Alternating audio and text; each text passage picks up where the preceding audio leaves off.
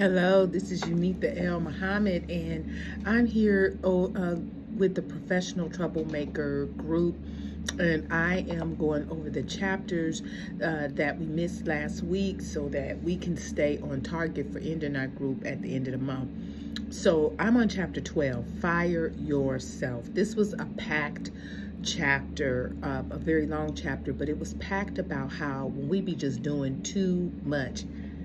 I'm gonna raise my hand. I was convicted all through this chapter. Okay, ladies, I was convicted because it's a situation where I can do a lot of things, and I could see myself all in here with, she talked about all the lists and being exhausted and doing it all yourself, and how you got to let it go and all these things. And I don't have a problem with delegating. It's just, with COVID, we had a lot of issues with manpower and people just being down either with COVID or down was like, I'm good. I'm just going to do something different in this season, right? So I love the way the chapter started off. She says, we fear losing control. And it really is a control issue. I know I got control issues. God has showed me that many years ago. I've been to therapy about it, and I'm a lot better than I used to be. But what I could see is the areas where I still need to grow. And then I saw the areas where I have grown and are for the better. And so I love when she started talking about our anxiety does not come from thinking about the future, but from wanting to control it. And that was by Khalil Gibran. Control can be a liability when we add to our own suffering and when we try to control everything. So see, control can be that hindering thing because we're adding to our own suffering. We're tired, we're fatigued, we're not eating right because we're eating on the go. Recently, I just started losing weight, and you know what it is? I changed how I ate. I stopped eating fast food as much because I'm on the road and a lot in and out of the city. That, a lot of times I get stuff on the road, but what I've intentionally done is make different choices or wait until I get home and I fix my own meals. And I've seen I've seen the difference for myself. So we want to be able to know that we got to have those things in place and fire ourselves when we're doing too much. And I loved how she said that self-reliance can be a problem when there's too much of it. We can be fearing chaos. So again, when you're like, I got it, I got this, I got this, I got it. You don't need to do nothing, I got it. Because you know how she said some people like knowing how it's done and that they know it's going to be done right and all these things, so they rather just do it themselves than have someone else do it. And it's about, creating safety, or if you've been disappointed. For me, it was a sense of when I was more like that, and I'm not like that anymore. I'd be like, yeah, you can do it. Yeah, go ahead. But for me, it was from disappointment, from people that let me down. But I like the way she talked about, even when you've had people let you down, how you got to still look at and assess, how did they let you down, and in what ways did they let you down, and did that really, was it like something so big? Is it something that we're making bigger than what it should be? Let's look at it in a more realistic way.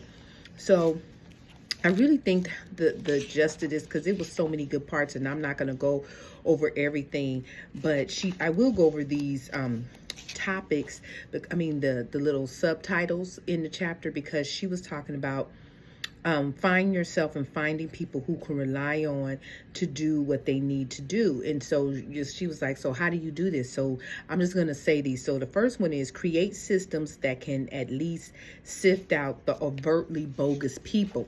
So she was talking about if you're hiring people, create systems in your hiring process that you can get the lazy people and the people who are not going to be productive out the way.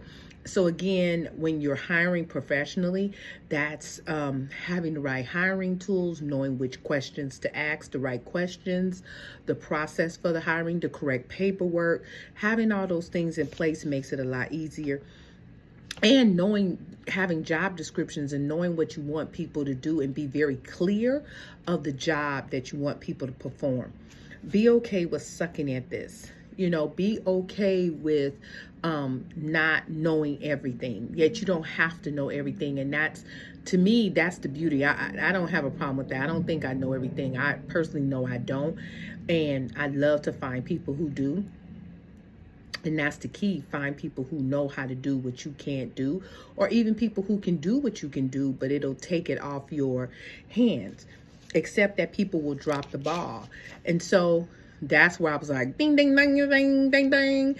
So yeah, we got to be able to accept that people will drop the ball. They'll disappoint us. They'll hurt us. But that doesn't mean we got to be all like this. It just means we got to think about the kind of people that we are attracting. And again, going back to that first one about how you hire. Forgive, retrain, and fire. So it's okay. There are times you're going to have to forgive those that drop the ball.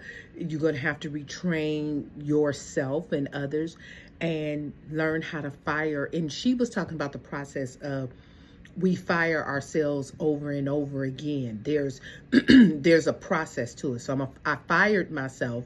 I'm going to fire myself, and I will fire myself again. Like I am now, I did in the past, I am now, and I will in the future. And then remove the guilt. Remove feeling guilty about making tough calls and tough decisions in order to move your business or your personal life in the direction you want it to go. And then trust the cosmic design. She's basically saying trust God. Trust that God is with you. Trust that God is leading you, knowing that He's the foundation for everything that we do, knowing that God is with you, leading you, guiding you. And so victory is underway. And that using your mistakes, the letdowns, using those as lessons to help you push forward. And I also liked when she said, knowing everything is exhausting. She talked about how she was always tired. I'm always tired, but I do a lot of work.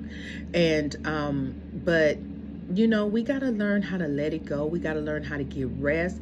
And you can get too much rest. You got to learn when to rest, then get up and do something else. And like me, I'm the kind of person that I don't watch a lot of TV, but I used to be a TV fanatic, ladies. I used to be, oh my God, I used to watch let me tell you how I was as a teenager. I used to watch every soap opera on television. I knew what time they were coming on, which channel I would switch as the world turns. One Life to Live, General Hospital. I loved ABC. All My Children, One Life to Live, General Hospital, Edge of Night, Santa Barbara. What is it? Guiding Light. I was doing the most. What kind of teenager? I was just like all in it, right? And then I was just a big TV person that I just watched so many shows and so many things. And this was before the internet. You see what I'm saying? This was before. This is when cable TV first started, and we were like 100 channels. Now it's like, what, 5,000? But anyway, and after I had children, that stopped. So just know, once I got married and had children, I didn't have time to be watching no TV when you got a bunch of kids, right?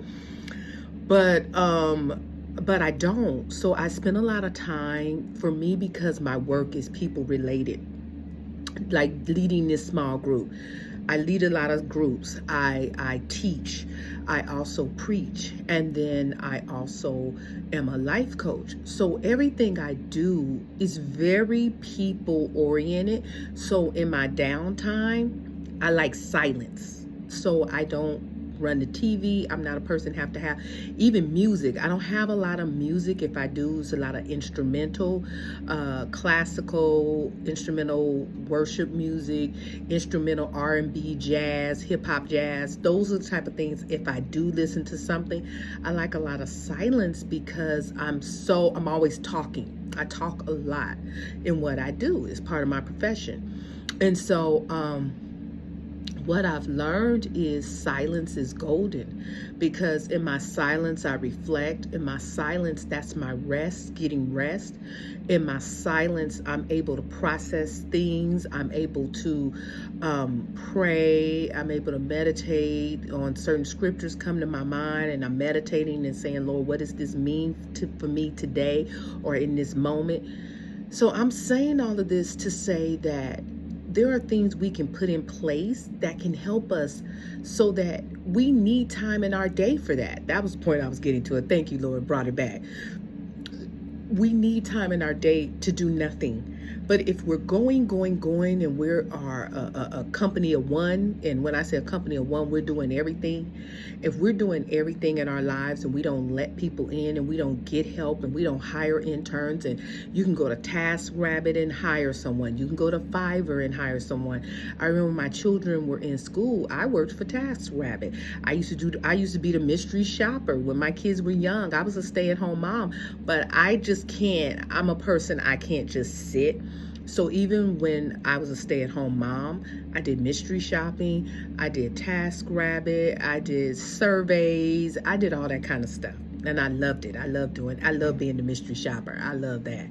And, you know, you got to have time in your day where you can just do nothing, where you can just sit and meditate. And there must be time in your day where you can be with your friends. You know the story she talked about, how she went to Nigeria and she couldn't even go see the elephants because she had to finish her work. And then she was so exhausted, she probably couldn't. I know when I'm exhausted, I'm cuckoo for Cocoa Puff. If you ever see me acting super goofy, it's because I'm tired. I get really goofy when I'm tired. So we have to learn how to really get the help we need. I like how she ended the chapter. She said, you know, it is time. Build your team, find your helpers, and get more sleep. I was like, amen. So I'm saying that to you ladies, do that. This chapter will bless you. Chapter 12 is no joke. It was really a blessing. 11 and 12 were really good. So, you know, check out 11, check out 12. We're going to meet again on the last Friday of the month. That's going to be our last group. So please be present, and we're going to end it and we're going to talk. So next is chapter 13. Take note, S-H-I-D. I don't curse. I spell out words, or I'll say another word. So it's not me being all whatever. It's just I don't. Take no mess. Take it. Don't take no mess.